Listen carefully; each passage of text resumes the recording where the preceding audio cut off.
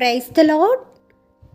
April 8వ తేదీ 2025. ఈరోజు దేవుని వాక్యము కొరింథీయులకు రాసిన మొదటి పత్రిక 2వ అధ్యాయము 16వ వచనము. మనమైతే క్రీస్తు మనస్సు కలిగిన వారము. ఇక్కడ మనమైతే అని మెన్షన్ చేయబడిందనంటే ఇంకొకరు కూడా ఉన్నారని, ఇంకొక వర్గం వారు కూడా ఉన్నారని అర్థం చేసుకోవచ్చు. ఎంతమంది అయితే దేవుని విశ్వాసులుగా పిలువబడుతున్నారో, దేవుని అంగీకరించి బాప్తిస్మం అనుభవంలో ఉన్నారో వారందరికీ ఈ వాక్యము వర్తిస్తుంది. మనము ఎలాంటి మనసు కలిగి ఉండాలి అంటే క్రీస్తు మనసును కలిగి ఉండాలని అర్థం చేసుకోవచ్చు. క్రీస్తు మనసు పగ తీర్చుకోదండి. క్రీస్తు మనసు శిక్షణ విధింపాలనుకోదు, క్షమిస్తుంది.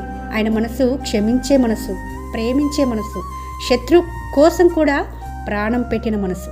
అటువంటి మనసు కలిగిన వారమే ఉండాలని ప్రభు పేరిట మనవి చేసుకుంటూ మీ సహోదరి ఎలిజబెత్ రాణి.